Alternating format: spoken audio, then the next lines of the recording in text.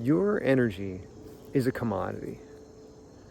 And whether we all realize it or not, wherever we're sticking our energy is what is growing. So if we're stuck, in a loop of negativity and feeding on the things that we don't like, those things are feeding off of us and growing. When I decided to not keep feeding that negative cycle in my life and stop giving it my energy and my attention, and once I followed through with that, my life got exponentially better almost immediately.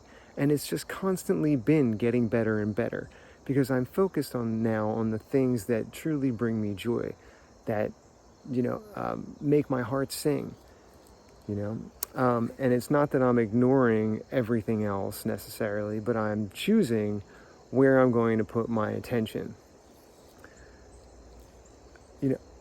One of the best ways that I've found to do that is focusing on my breath, to sit in meditation and, learn to detach from all of the busyness and the cyclical thinking and the scenario building, and just come into my breath, come into my center, and allow there to be space to realize that my thoughts are not mine. And then, you start to kind of see where things come from over time.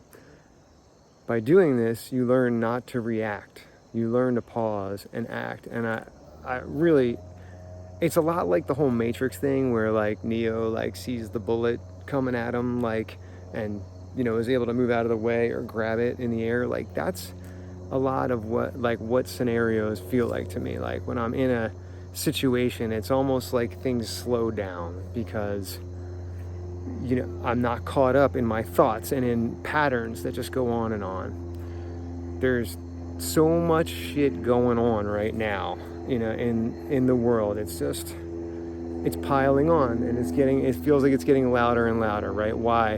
Because it wants your attention. Should you ignore the hardships in the world? No, but you don't have to partake in the suffering as well. You can take space and find ways to be of service, to be helpful to others without actually putting yourself into suffering mode as well. Because how's that helping? If you're not already suffering, maybe your purpose is to help, to find, innovate and find solutions.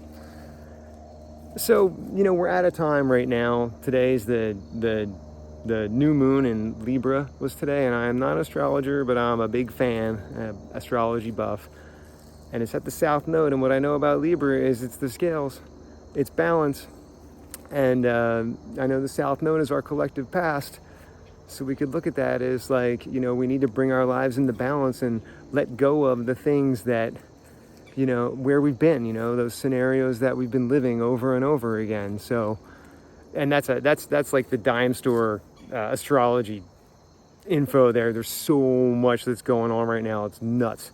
But it all kind of reinforces ideas like that. And, like eclipses, like we had an eclipse today, right? And an annular, solar eclipse. And that's eclipses are like the sort of like the tuning fork or something like that, like the overarching energy for the next 6 months. So, how can we bring our lives into balance?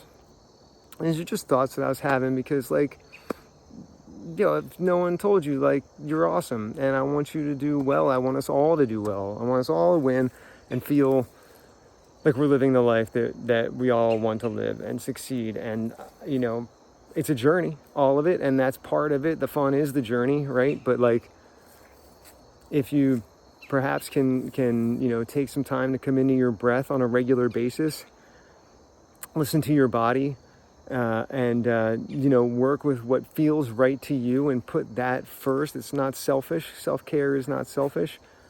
Maybe you'll be, we'll all be able to ratchet it up little by little, and